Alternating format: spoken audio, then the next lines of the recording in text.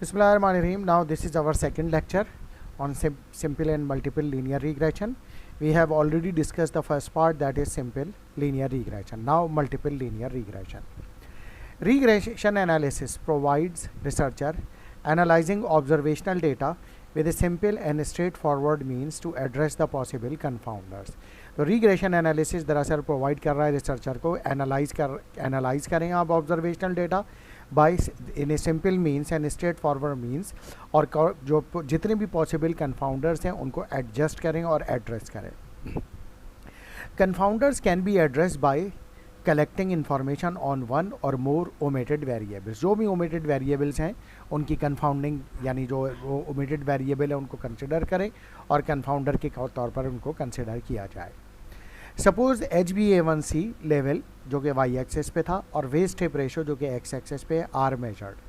Body frame is the third variable or z axis is third variable which may be confounder. यानी body frame को हमने कहा वो confounder है.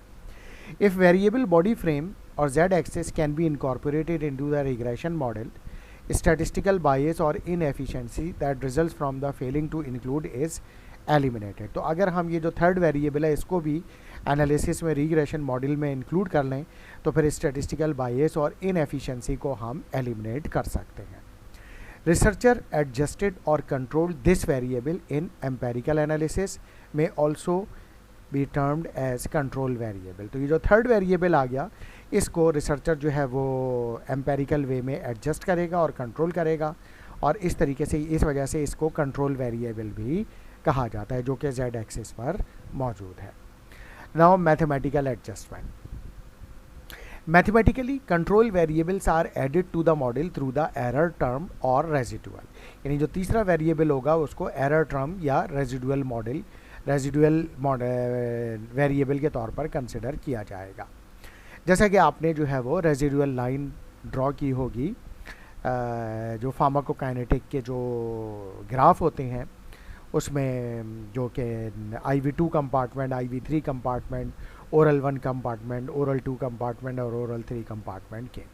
Anyway, multiple linear regression equation जो है वो क्या है? yi is equal to B0 plus B1 xi plus B2 zi plus epsilon i. यानी जितने भी वेरिएबल चल रहे हैं, variable 1, variable 2, independent variable, dependent variable, control variable 1, control variable 2, control variable 3, 4, जितने भी वेरिएबल चल रहे हैं वो आगे इस इक्वेशन में चल रहे होंगे. इसी वजह से क्योंकि मल्टीपल वेरिएबल है इसी वजह से इसको मल्टीपल लीनियर रिग्रेशन इक्वेशन या मल्टी लीनियर रिग्रेशन या मल्टी लीनियर इक्वेशन भी कहा जाता है. वेयर B0 अगेन वही इंटरसेप्ट है, B1 is the Y axis coefficient, xi as the observation on x-axis, B2 is the z-axis coefficient, zi are the observation of the z-axis, and epsilon I is the error term or residual of the z-axis.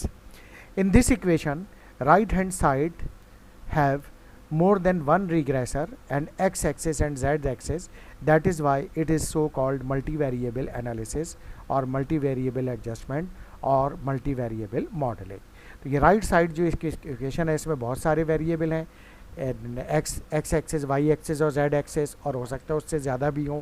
तो उस वजह से ये यहाँ पे multiple variable हैं, तो इसी वजह से इसको मल्टीवेरिएबल एनालिसिस, मल्टीवेरिएबल एडजस्टमेंट या मल्टीवेरिएबल मॉडलिंग कहा जाता है. इक्वेशन yi जो इस पर अप्लाई हो रही है represents the 3 dimensional scatter plot. तो ये 3 डायमेंशनल स्कैटर प्लॉट कहलाएगी. इससे ज़्यादा भी डायमेंशन हो सकते हैं अगर नंबर ऑफ वेरिएबल बढ़ जाए. Interpretation. Frame variable z is described as confounder. तो जो तीसरा वेरिएबल है जो कंट्रोल वेरिएबल है उसको कन्फाउंडर कंसिडर किया जा रहा है, यानी बॉडी फ्रेम जो है. Body frame of study participant can help to more appropriately intercept the relationship between the waist hip ratio and HbA1c. यानी बॉडी फ्रेम जो है वो स्टडी पार्टिसिपेंट्स के जो है वो वेस्ट हिप रेशो और HbA1c के रिलेशनशिप मालूम करने में हेल्प आउट करेगा, अप्रोप्रिएटली हेल्प आउट करेगा. कोएफिशिएंट एस्टिमेट्स आर डिफरेंट, और यहाँ पे जो कोएफिशिएंट वेरिएबल्स की जो वैल्यूज़ आएंगी वो डिफरेंट होंगी if z variable is not included in simple linear regression where only x axis and y axis are included in analysis. इससे पहले जो सिंपल लीनियर रिग्रेशन था उसमें सिर्फ हमने x एक्सेस और y एक्सेस लिया था, और जेड एक्सेस को इंक्लूड नहीं किया था, तो उससे कोएफिशिएंट की वैल्यू जो थी, एस्टिमेट जो थी, वो डिफरेंट थी। लेकिन अब जब हम जेड वेरिएबल में इंक्लूड करेंगे तो जो कोएफिशिएंट एस्टिमेट होगा वो उसकी वैल्यू कुछ और आएगी, जो कि इसको एडजस्ट करके थर्ड वेरिएबल को भी एडजस्ट करके आएगी। In simple linear regression, a small change in Weisz-Tape ratio changes the HbA1c, but in multiple linear regression, change in Weisz-Tape ratio changes the HbA1c while keeping the body frame constant. यानी उसमें जो इस पे multiple linear regression में ये होगा कि अगर Weisz-Tape रेशो और HbA1c की रिलेशनशिप मालूम करना चाह रहे हैं तो फिर जो ये थर्ड वेरिएबल बॉडी फ्रेम था इसको कांस्टेंट करना पड़ेगा। और इसी तरीके से अगर हम Weisz-Tape ratio versus body frame मालूम करना चाह रहे हैं तो HbA1c कांस्टेंट करना पड़ेगा। और इसी तरीके से बॉडी फ्रेम वर्सेस HbA1c मालूम करना चाह रहे हैं तो Weisz-Tape रेशो को कांस्टेंट करना पड़ेगा। और ये मल्टीपल लीनियर रिग्रेशन मॉडल इसी तरीके से ये जब दो वेरिएबल के दरमियान तीसरा वेरिएबल जो भी तीसरा वेरिएबल होगा उसको वो कांस्टेंट कर देगा। Now multiple linear regression equation. Generally regression equation contain many potential omitted variables और कन्फाउंडर वेरिएबल्स। और हो सकता है कि वो जो कन्फाउंडर वेरिएबल है यानी जो दो वेरिएबल इंडिपेंडेंट और डिपेंडेंट वेरिएबल के अलावा भी अगर कोई वेरिएबल है तो उनकी तादाद बहुत सारी भी हो सकती है, यानी third variable, fourth variable, fifth variable. इसी में मिसाल ले लें कि डायबिटीज़ का ताल्लुक HbA1c का ताल्लुक हम Weisz-Tape रेशो से कर रहे हैं, लेकिन उसका ताल्लुक डाइट से भी है, उसका ताल्लुक एक्सरसाइज से भी है, उसका ताल्लुक बॉडी फ्रेम से भी है, उसका ताल्लुक जो है वो ड्रग यूजेज से भी है। तो ये तो इतने सारे वेरिएबल हो गए, ये सारे कन्फाउंडर कहलाएंगे अगर हम Weisz-Tape रेशो और HbA1c को इंडिपेंडेंट और डिपेंडेंट वेरिएबल कंसिडर कर रहे हैं। तो बाकी सारे वेरिएबल जो होंगे वो ओमिटेड वेरिएबल या कन्फाउंडर होंगे जिसको कांस्टेंट करके रखा जाएगा। These variable must be accounted to produce the unbiased results। तो ये जो और जो डिफरेंट वेरिएबल्स हैं इनको भी यहाँ पर अकाउंट यानी कंसिडर करना ज़रूरी है ताकि हमारी जो रिजल्ट्स हों, the results which we get should be unbiased results. After adjusting all variables in equation, the equation of line yi will be equal to b0 plus b1 xi plus b2 zi plus b3 wi plus bt plus dot dot dot dot से लेके plus b के vi और आखिर में epsilon i यानी residual line का error, तो residual line की value.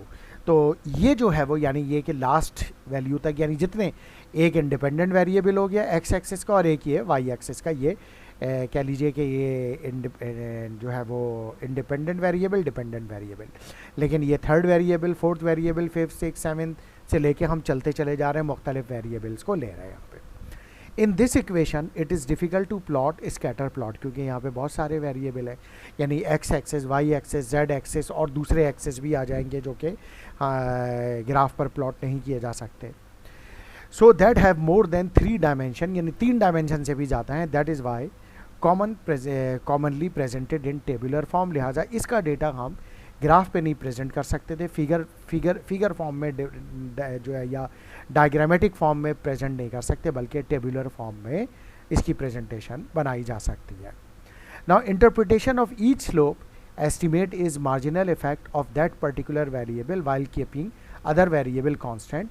For example Weisz-Tape ratio effect on HbA1c while other variables are constant। यानी जब Weisz-Tape रेशो को हम HbA1c से दोनों की रिलेशनशिप मालूम कर रहे होंगे तो बाकी सारे वेरिएबल कांस्टेंट होंगे, और जब HbA1c की जो रिलेशनशिप है जब हम बॉडी फ्रेम से मालूम कर रहे होंगे तो फिर Weisz-Tape रेशो भी कांस्टेंट हो जाएगा और इसके अलावा जितने वेरिएबल होंगे वो कांस्टेंट हो जाएंगे। T test applied on each variable for determination of significance of outcome, यानी जो मेन आउटकम है जो कि डिपेंडेंट वेरिएबल HbA1c, उस पर हम एक एक करके तमाम वेरिएबल को चेक करते जाएंगे, और जब टी टेस्ट में मल्टीपल वेरिएबल्स आ जाएं तो फिर वहाँ पर एनोवा लगाया जाता है। यहाँ पर भी r² होगा, लेकिन r² in the multiple regression. r² is less useful as measure of model fit because of 2 reason. यहाँ पे r² की वर्थ कम हो जाएगी, उसकी वजह क्या है? Addition of greater than one variable is no longer the simple square of the Pearson correlation coefficient between x and y axis। लिहाजा जो Pearson correlation coefficient यानी r की वैल्यू जो होगी जब मल्टीपल वेरिएबल आ जाएंगे तो फिर उसकी वैल्यू जो होगी उसकी वो वर्थ ख़त्म हो जाएगी, यानी क्योंकि वो एक्चुअल रिलेशनशिप बिटवीन दोनों वेरिएबल के दरमियान नहीं बता रहा, क्योंकि उसमें बाकी वेरिएबल्स का भी कुछ ना कुछ इफेक्ट मौजूद है। व्हेन न्यू वेरिएबल यानी control variable added, R square will always increase, और असल में आर स्क्वायर की वैल्यू इंक्रीज हो जाएगी whether or not variable clinically और प्रैक्टिकली मीनिंगफुल। यानी जो हम दूसरे वेरिएबल बात कर रहे हैं, यानी फर्स्ट और सेकंड एक्स एक्सिस और वाई एक्सिस के अलावा जो जेड एक्सिस और डिफरेंट और इसके अलावा जो डिफरेंट एक्सिस हैं, उन पे जो वेरिएबल्स हैं वो आर स्क्वायर की वैल्यू को चेंज कर देगा, बढ़ा देगा, भले वो क्लिनिकली या प्रैक्टिकली मीनिंगफुल हो या ना हो, लेकिन बहरहाल आर स्क्वायर की वैल्यू को चेंज करेगा। In diabetes example, R square will increase when HbA1c correlated with BMI waist hip ratio. However, R square again increase when variable like distance of home from post office include in the analysis. यानी एक variable और बढ़ा दिया। अभी देखें 3 variable थे कि HbA1c versus West hip ratio, लेकिन अब HbA1c waste hip ratio BMI, तो उससे आर स्क्वायर की वैल्यू और बढ़ गई। और जब हमने HbA1c के साथ जो है BMI वेस्ट हिप रेशो और distance travel to the post office, यानी वो पैदल चल के जाता है तो उसका क्या HbA1c पे फ़र्क पड़ता है, तो वो एक और वेरिएबल हो गया, तो इससे आर स्क्वायर की वैल्यू और इंक्रीज़ हो जाएगी। तो इस वजह से जो है वो जितने वेरिएबल बढ़ते जाएंगे वो फिर उसकी जो आर स्क्वायर की वैल्यू होगी वो बढ़ती चली जाएगी। तो अब हम क्या करें, to account the limitation of R square, researcher develop the adjusted R square और आर स्क्वायर मीन। तो अब इसको आर स्क्वायर को जो वैल्यू बढ़ जाती है तो इसको कैसे एडजस्ट कर सकें, तो उसके लिए फिर एक टेक्निक है which is called adjusted R square या R square mean. R square adept or R square mean adept the R square formula by adding the penalty for each extra parameter to the model. यानी penalty का मतलब ये है कि ये are square में फिर वो जो एडिशनल वेरिएबल है उसकी एडजस्टमेंट होगी, और ये डायरेक्टली SPSS पर ही की जा सकती है। R square measure forces a trade off between complexity of model and gain in the model fit.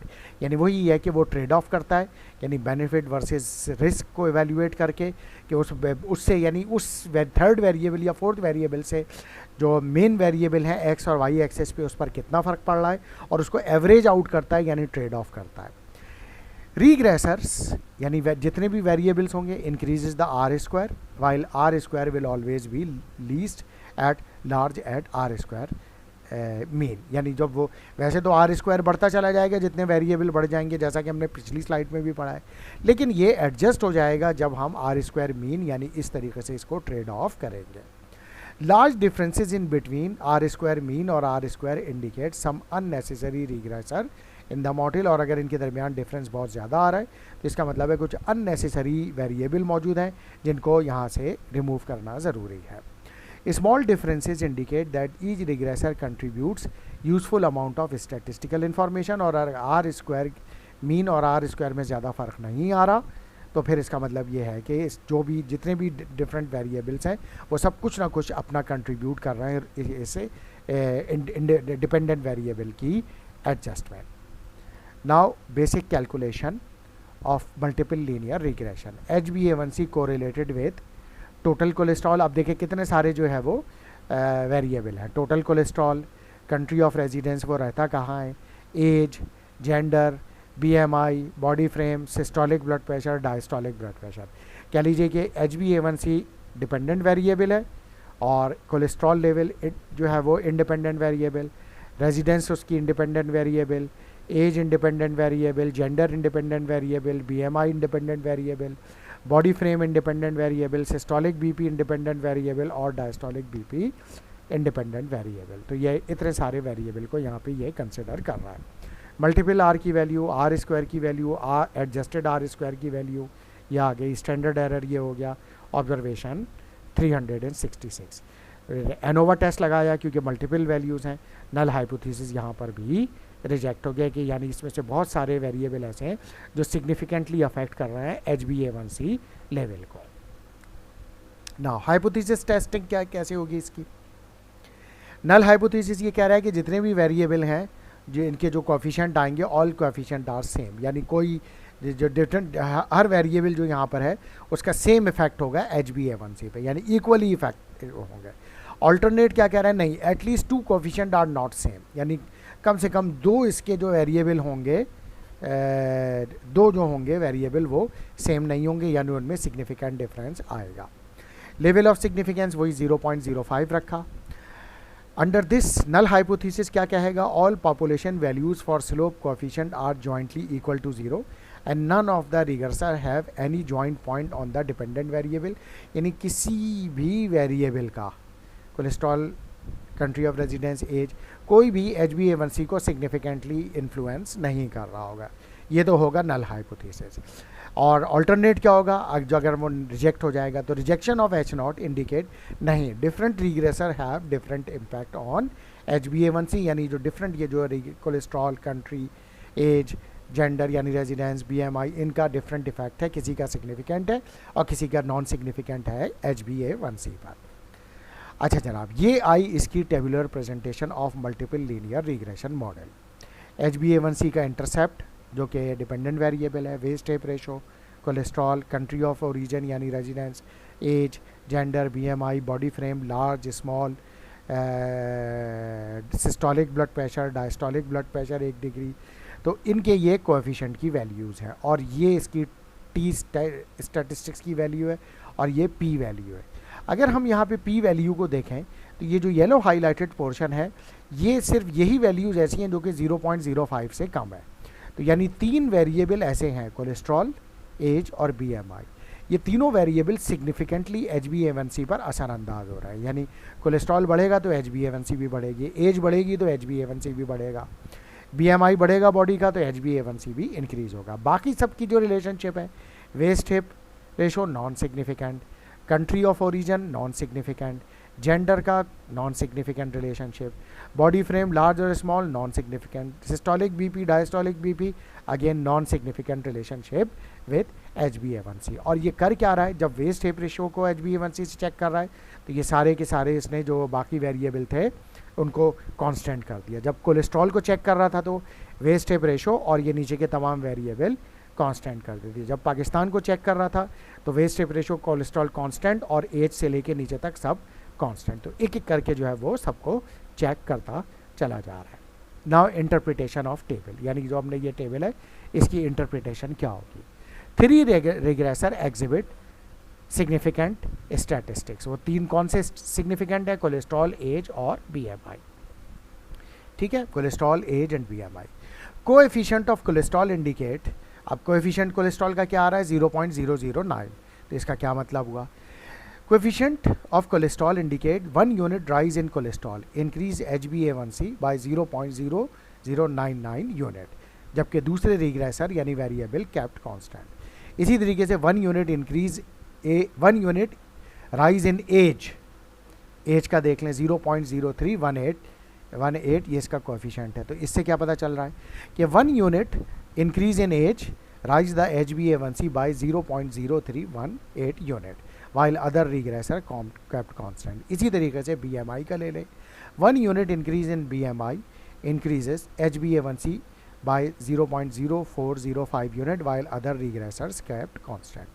In this test, interestingly, waist hip ratio is no longer a significant determinant of HbA1c। तो यहाँ पर ये waste hip ratio significant नहीं आया जो कि simple linear regression में significant आया था। अच्छा, dummy variables, country of residence, gender, body frame are discrete variables in this example. क्योंकि ये डिस्क्रीट डेटा है, it is possible to exclude discrete variable in linear regression analysis, क्योंकि ये linear regression है तो इसमें ये प्रॉब्लम करेंगे। In regression analysis dummy variables represents the category of discrete data, क्योंकि जैसे पाकिस्तान, इंडिया, चाइना, ये तो कंट्री ऑफ रेजिडेंस, तो ये तो डिस्क्रीट डेटा है। Gender, male female, nominal data है। बॉडी फ्रेम भी लार्ज स्मॉल, ये सब डिस्क्रीट डेटा है। तो ये वेरिएबल जो है दरअसल ये कोई ख़ास इम्पैक्ट नहीं डाल रहे हमारे डेटा पर, तो इसलिए जो है वो ये डमी वेरिएबल्स हैं। तो इसको मालूम करने के लिए फिर एक दूसरा तरीक़ाकार होता है इन वेरिएबल्स को डिटरमिन करने का, जो कि हम नेक्स्ट लेक्चर में डिस्कस करेंगे, which will be called as logistic regression analysis. इसके साथ ही ये टॉपिक कंप्लीट हो गया। Thank you very much.